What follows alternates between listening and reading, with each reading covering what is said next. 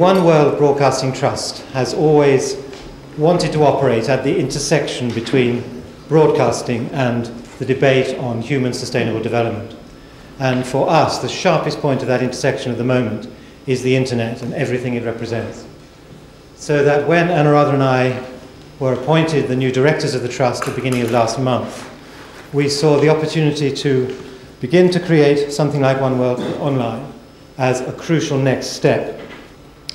What is it? In a word, it's a global notice board, I suppose, a way of experiencing and sharing information, perhaps sometimes even inspiration, between people across a global audience.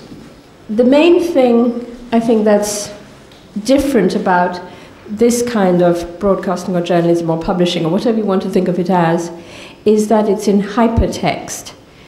And it just means that it's a way of helping to solve a problem that development journalists and broadcasters always have, which is, do you talk about the tip of the iceberg? Do you tell the hard fact, the event that's happening now? Or do you go further down the iceberg to tell a bit more background? This helps because you can do things on all the different levels.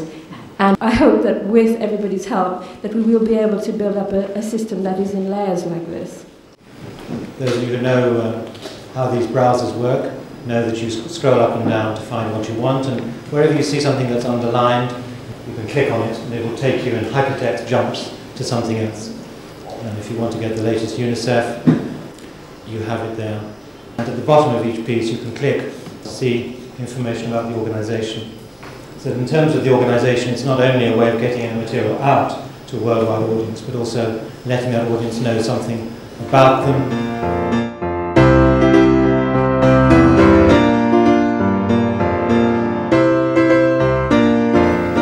And then as we come through to the network television ones, here again we can make a sideways leap and actually pull up the transcript of that programme if we wanted to. And of course, it gives television in a way another dimension. And I'm very moved by this man. I mean, there he is in a terrible situation, making his protest, holding up. That banner then is shown, caught by a camera, shown on Channel 4 once, now caught again by internet. And he's holding up that banner in effect to potentially 25 million people around the world. And so the message goes out. I have now acquired a computer and are beginning to learn to use it, and it will only be a matter of time, I think, a very short time, before I buy a modem and get hooked up myself to this particular network, and then we'll see the sparks fly, no doubt. Well, you can guarantee that this particular endeavour is going to go because the driving force is Peter and Anuradha. And if I have a query about this exercise, is that the new information highway, the superhighway, is a superhighway for the super people with super money. And what we should all be campaigning for, what we should all strive for, is to make this free to everyone. I'm a long way behind this debate, I'm afraid. If a government, say, were to object strongly to information carried on OneWorld Online and want to try to remove it, is there in practice any way in which they could do that? I just want to briefly say how pleased I am to be present at a historic moment. I think this really is one of those extraordinary times when a major innovation is suddenly starting to make itself felt. And I think you will feel the implications of this very rapidly indeed. And it's here in the woods, in OneWorld's one-room office, that Sue Martin and Anuradha Vitachi have been creating the first websites for DFID and the leading UK NGOs. At Christian Aid, we believe that the internet is the perfect medium for spreading information about our work in a very quick, efficient and cheap way. We chose OneWorld Online because we see it as the ideal host, because not just Christian Aid but other development agencies are also situated, they're all situated on the one site. The next step is a consultative meeting with NGOs, big and small. Is this enterprise worth pursuing? There was general assent, despite a recognition we're all grappling in the dark. And what is OneWorld.org? Just a bulletin board for promoting a few of the best bits from partner websites? As thousands and eventually millions of articles pour in, it dawns on us that we have a new kind of animal on our hands, a portal, though that term isn't yet coined and Google is a long way off.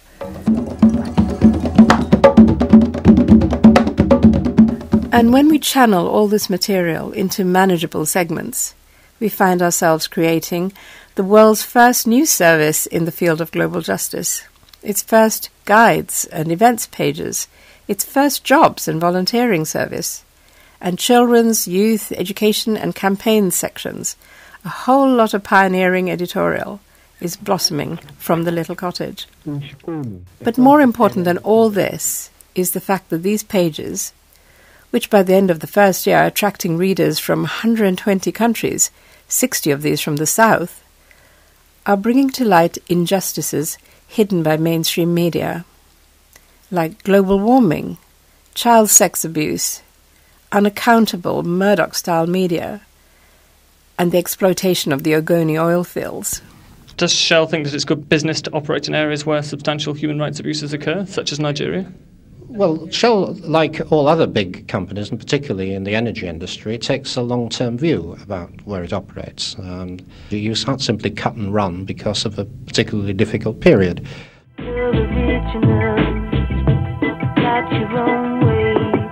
As the internet continues to grow and to mature at an extraordinary rate, we believe it will increasingly offer the most exciting medium ever to be put in the hands of those struggling for a fairer and more just world. It is really difficult to think of other organisations that we have supported which have so lived up to the promise and the vision that OneWorld has. A great deal of its success has been founded on being genuinely a leader in the technology.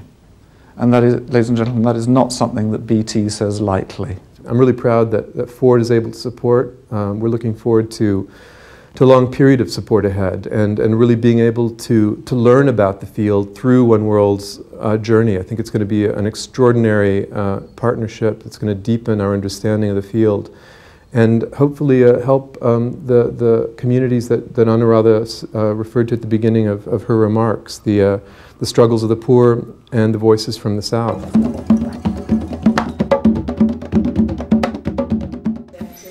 As OneWorld Online grows at startling speed, we decide to devolve its power into an international network. It is 5 years, almost exactly, since OneWorld Online began. So it's like the second 5 years, I suppose, we can look forward to, and then who knows beyond that. I think it is a great leap forward for us, and it's a great future. We have traveled a long way during the last few years, and it's the logical culmination of all the work that all of you and many others who are not here have put in. The international network grows rapidly from the original 3 centres, and each one develops its own way of serving local needs. The Ford Foundation funds an unforgettable meeting of centre teams and international board members from as far afield as Zambia and Washington, India and Italy, since a closely bonded group is essential for motivating a network. By the end of our time together, everyone is ready to express empathy in action. Well, I guess OneWorld is standing at the threshold of a great opportunity of raising the voice of the Africans in terms of social justice, human rights, good governance. And I think for a long time they've been a silent majority. The poor tend to not be heard. Nobody wants to listen to them. And I think OneWorld Africa stands at that threshold where they can really raise the voices that have been silent for a long time. And I think it's time for Africa to speak. In times of peace, sons bury their fathers. And in times of wars, fathers bury their sons. But in these times of AIDS, fathers and sons bury each other. A box hanging from an apricot tree in a Kenyan schoolyard gives us a key insight. Instead of people at high risk always needing us to communicate about them, we see them using a simple tool that saves their own lives. When pupils have certain questions that they would want to ask, some of them are shy. So we encourage them to write them on a piece of paper, and then they don't write their names. If your boyfriend has AIDS and he kisses you, will you get AIDS? The apricot tree was the focal point for gathering questions and offering answers. So how about using mobile phones, exploding across Africa in the same way?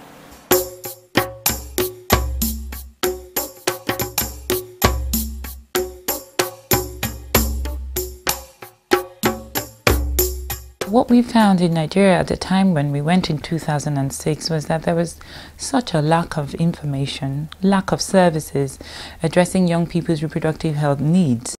Working with butterfly wax, we developed the My Question service. The very first day we launched the service, within 24 hours, we had 864 questions. By the end of the first month, we were hitting 6,000 questions. Then we had to stop because the success was so unplanned for. And subsequently, we geared up. And with Eva, we now address over 10,000 questions on the average every month. At the moment, the service has been running in Senegal since 2010. Since 2011, it's been running in Morocco. And earlier this year, we started a scoping study in Egypt. And in the next month, we're also starting the project in Mali. So as we go to different places, it assumes a life of its own. It has to be locally relevant and it has to be locally driven for sustainability and really to address the forum where young people are gathering in each country. At the end of the day, you're trying to provide young people with vital information they need where they gather. In India too, young people's lives are at risk as farming families face ruin if their crops fail. But farmers are getting expert answers to their urgent questions through OneWorld's Lifelines project.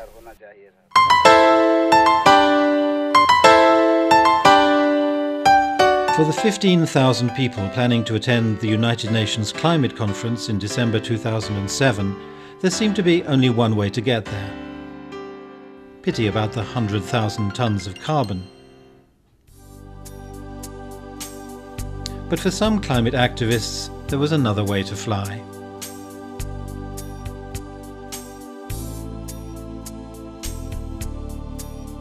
They travelled carbon-free in the virtual world of Second Life to One Climate Island and the virtual Bali conference.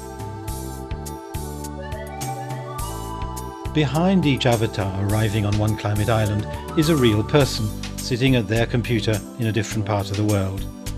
They've come from scores of countries, from Spain to South Africa, China to Chile, the US to Germany. The nerve centre of Virtual Bali is the OneWorld UK team in London.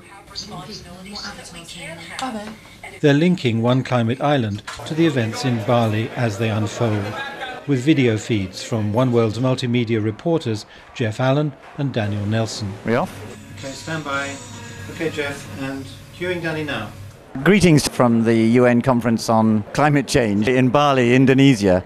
And I'm Daniel Nelson of OneWorld UK and One Climate.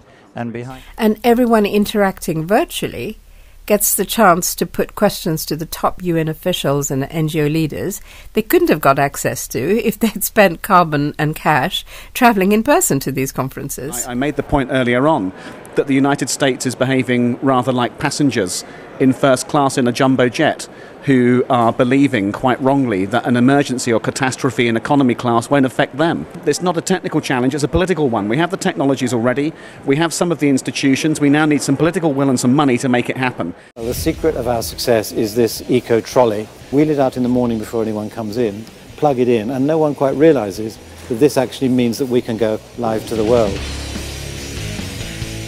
Here in Poznan, Poland, and another day begins at COP14. Welcome to the One Climate channel, broadcasting live from the Bella Centre here in Copenhagen. Climate change negotiations in the Chinese city of Tianjin. Live coverage of the Bolivia Climate Conference occurring We're to the final days at the UN climate talks here in Durban, South Africa.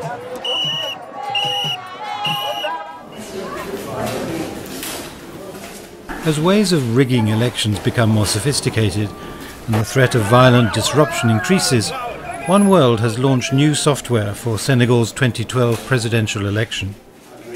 The process starts with trained monitors in 1,500 polling stations checking that proper procedures are being followed. One of the key initiatives of the OneWorld system is that each check is then coded so that it can be sent to the central situation room in a form that can be instantly analysed and displayed. Meanwhile, in North London, OneWorld is up early to supervise the deployment of new software that will put these reports onto the map in real time. We have the potential for getting data from about 1,500 to 1,600 polling stations today. Very impressive, very well organized. Seems that I'm very impressed with the data collection, and the analysis is just, you know, it's unbelievable. You have to see it to believe it. Yeah. We are celebrating democracy, the victory of democracy in Senegal. When people feel empathy, they want to make a difference right away. So here's how OneWorld is turning empathy into action. You're missing out. Why? Because our favorite websites tend to focus on bad news, the stories that make big headlines, but depressing reading. That's where React comes in. Download it for free, and then just browse the web as normal. When React notices you're reading about an issue where you could be part of the solution, it'll tell you immediately, whatever website you're on. React, the web app that makes it easy to make a difference.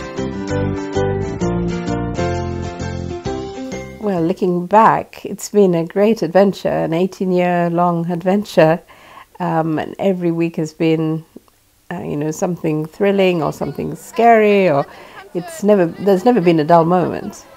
And looking forward to the future, I'm sure it'll be just as exciting, if not more so. And there's a brilliant new team who are so strong, and they can just take it forward. So I feel complete confidence in them that it'll be an even more exciting future. And the last and probably the most important thing of all is meaning it. If you really mean something from the absolute core of you, then you make things happen in a different way. And that way inspires people, connects people, makes them feel empowered too. This is something that I know the team has, and this is what will make a difference to not only their work, but to the effect of their work on global justice. Don't you know, we're talking about a revolution. It sounds Don't you know, we're talking about a revolution. It sounds like a whisper. While they're standing in the welfare lines,